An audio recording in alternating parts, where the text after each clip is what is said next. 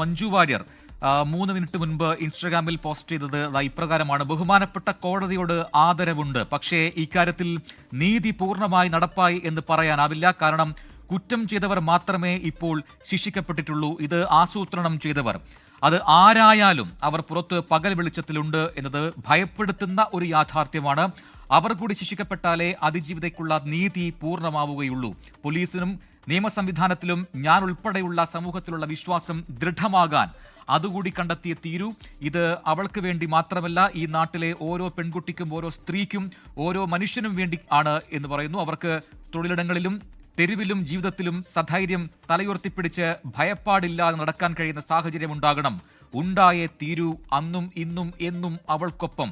മഞ്ജു വാര്യർ എന്ന് പറഞ്ഞാണ് അവർ ഇംഗ്ലീഷിലും മലയാളത്തിലുമായി ഈ പോസ്റ്റ് ഇപ്പോൾ 3 മിനിറ്റ് മുൻപാണ് ഇൻസ്റ്റാഗ്രാമിൽ ഇട്ടിരിക്കുന്നത്.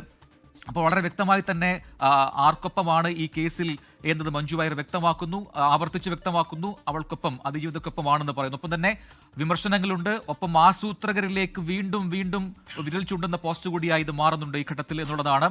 നിലവിൽ ആസൂത്രകൻ, അവർ പുറത്തുള്ളത് ഭയപ്പെടുത്തുന്ന ഒരു യാഥാർത്ഥ്യമാണ് എന്ന് മഞ്ജു വാര്യർ പറയുന്നുണ്ട്. വിഷ്ണു,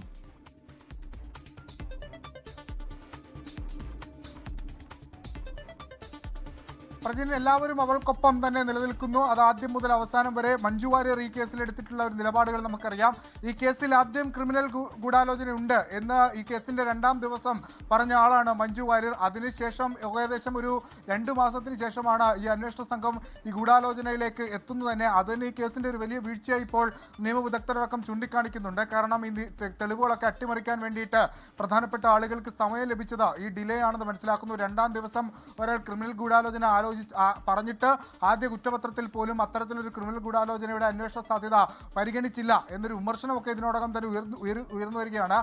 ഇതിൽ നിന്ന് ഏറ്റവും പ്രധാനം, അതായത് കഴിഞ്ഞ ദിവസങ്ങളിലൊക്കെ വിധിന്യായം പുറത്തു വന്നില്ലല്ലോ എന്നുള്ള, എന്താണ് വരാത്തത്, അതിലെ കണ്ടന്റ് എന്താണ് എന്നുള്ളതൊക്കെ ചോദ്യങ്ങളായിരുന്നെങ്കിൽ ഇന്നും ഇന്നലെയൊക്കെ അതിന്റെ കണ്ടന്റുകളൊക്കെ ഓരോന്നായി പുറത്തു വരികയാണ്.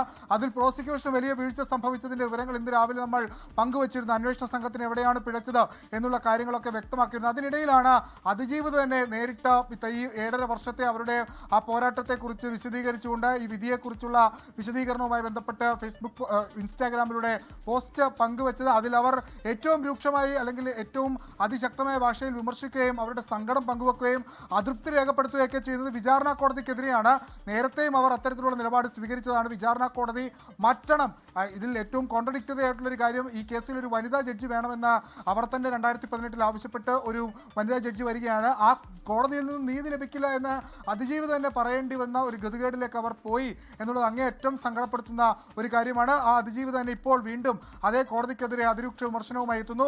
ഈ കോടതിയിൽ നിന്ന് നീതി ലഭിക്കില്ല എന്ന് പബ്ലിക് പ്രോസിക്യൂട്ടർമാർ മാറി മാറി പറഞ്ഞതാണ്. തന്റെ പബ്ലിക് പ്രോസിക്യൂട്ടർമാർ അവിടെ തടവറയിൽ പെട്ടതുപോലെയാണ് എന്നാണ് പറഞ്ഞത്. ഈ വിധിന്യായത്തിന് ശേഷം പ്രോസിക്യൂട്ടറായ അജകുമാർ പറഞ്ഞത്, അല്ലെങ്കിൽ നെഞ്ച് കത്തിക്കൊണ്ടാണ് തങ്ങൾ അവിടെ നിന്നിരുന്നത്, അത്രയേറെ ബുദ്ധിമുട്ടിലായിരുന്നു നിന്നിരുന്നതെന്ന് അജകുമാർ തന്നെ വ്യക്തമാക്കിയത്. അപ്പോൾ കോടതിയുമായി ബന്ധപ്പെട്ടുള്ള വിമർശനങ്ങൾ നേരത്തെ ഉള്ളതാണ്. അത് ഈ വിധിന്യായം വന്നപ്പോൾ അവർ കുറച്ചുകൂടി രൂക്ഷ ഭാഷയിൽ ഉന്നയിക്കുന്നു എന്നാണ് നമ്മൾക്ക് മനസ്സിലാവുന്നത്. വിഷ്ണു, അതോടൊപ്പം തന്നെയാണ് ഇപ്പോൾ ഈ പ്രതികരണങ്ങളും, ഈ സമൂഹ മാധ്യമങ്ങളിലെ കൂടുതൽ പ്രതികരണങ്ങൾ പോലും ഈ വിധിന്യായം കൃത്യമായി മനസ്സിലാക്കുമ്പോൾ അതിൽ അവരുടെ വിമർശനങ്ങൾ, ഒപ്പം അവരുടെ ആശങ്കകളെല്ലാം ഓരോരുത്തരായി പങ്കുവെക്കുകയാണ്. ഈ കേസുമായി ബന്ധപ്പെട്ട് ഉയർന്നു കേട്ട പേരുകളിൽ ഒന്നാണ് മഞ്ജു വാര്യർ. അത് ഈ വിധിന്യായത്തിലൊക്കെ തന്നെ അത് നമുക്ക് പറയാൻ എടുത്ത് കാണാൻ കഴിയുന്നുമുണ്ട്. അപ്പോൾ ആ ഘട്ടത്തിൽ അവർ പറയുന്ന പോസ്റ്റും അത് വളരെ പ്രധാനപ്പെട്ടതാണ്.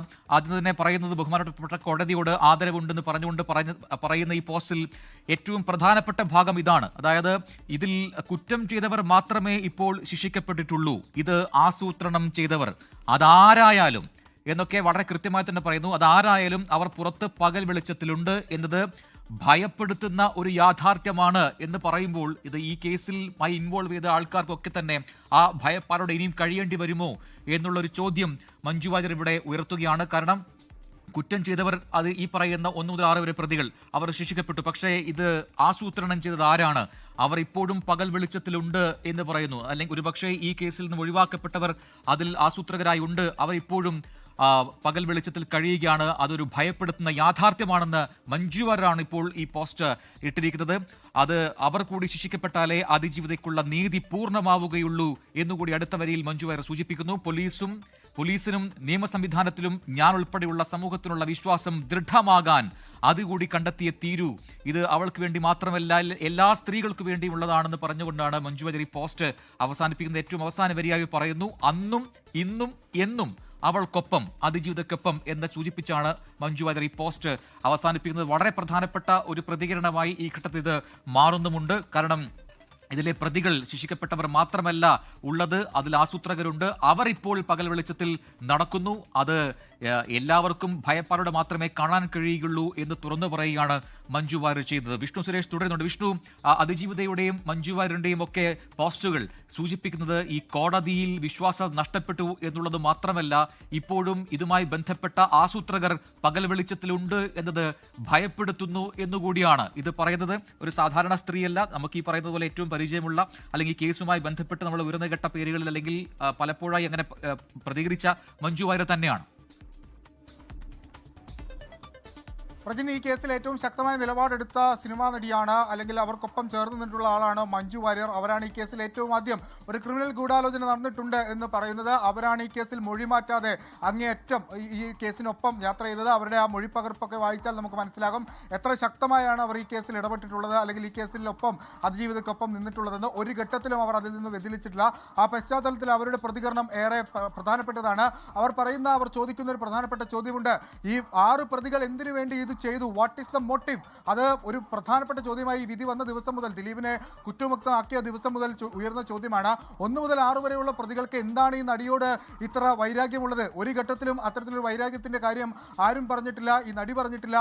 പൾസർ സുനി പോലും അങ്ങനെ ഒരു മുൻകാല വൈരാഗ്യമുള്ളതായി പറഞ്ഞിട്ടില്ല. അവർക്ക് ഇപ്പോൾ ബ്ലാക്ക്മെയിൽ ചെയ്ത് പണം വാങ്ങിക്കാനാണെങ്കിൽ ഈ നടി തന്നെ ഒരു ഘട്ടത്തിൽ ഈ ആക്രമണം നടക്കുന്നതിനിടയിൽ പറയുന്നുണ്ട്, നിങ്ങൾക്ക് പൈസയാണ് ആവശ്യമെങ്കിൽ എന്നെ വെറുതെ വിടൂ, ഞാൻ പൈസ തരാം.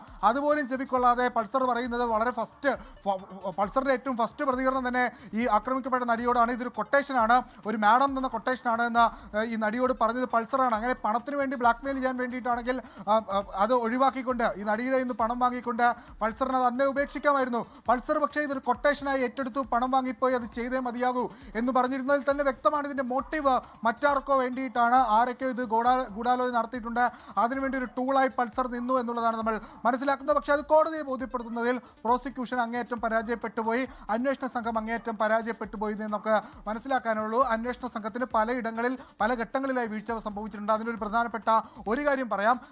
മഞ്ജു വാര്യർ 2ാം ദിവസമാണ് ഈ കേസ് നടന്നിട്ട് ഇങ്ങനെ ഒരു ക്രിമിനൽ ഗൂഢാലോചന ഉണ്ട് എന്ന് പറയുന്നത്. അത് കഴിഞ്ഞ് എത്രയോ നാളുകൾക്ക് ശേഷമാണ് ക്രിമിനൽ ഗൂഢാലോചനയിലേക്ക് ഒരു അന്വേഷണം അല്ലെങ്കിൽ ആ പ്രതിയിലേക്ക് എത്തുന്നത്. ആദ്യ കുറ്റപത്രത്തിൽ 1 മുതൽ 6 വരെ മാത്രമാണ് പ്രതികളുള്ളത്. അവിടെ എങ്ങും ദിലീപിന്റെ പേരില്ല. സ്വാഭാവികമായും ഇപ്പോൾ അതിൽ പ്രതികളായിട്ടുള്ള കോൺസ്പിറേറ്റേഴ്സിന് അത്രയേറെ സമയം കിട്ടുകയാണ് തെളിവ് നശിപ്പിക്കാൻ. അതൊക്കെയാണ് ഇപ്പോൾ നിയമവിദഗ്ധർ ചൂണ്ടിക്കാണിക്കുന്നത്. കോൺസ്പിറസി നടന്നിട്ടുണ്ടെങ്കിൽ അന്വേഷണത്തിന് വലിയ വീഴ്ച സംഭവിച്ചിട്ടുണ്ട്. അത് പ്രൂവ് ചെയ്യാനായിട്ട് അതാണിപ്പോൾ ഈ കുറ്റമുക്തനാക്കപ്പെടാനുള്ള ഒരു പ്രധാനപ്പെട്ട കാര്യമായി. ലോകത്തെവിടെയായാലും ഏത് സമയത്തും 24 വാർത്തകളും ഓഗ്മെന്റഡ് റിയാലിറ്റി പാക്കേജുകളും എക്സ്പ്ലെയിനറുകളും വിശദമായി കാണാൻ ഞങ്ങളുടെ യൂട്യൂബ് ചാനൽ നിങ്ങൾക്ക് സബ്സ്ക്രൈബ് ചെയ്യാം.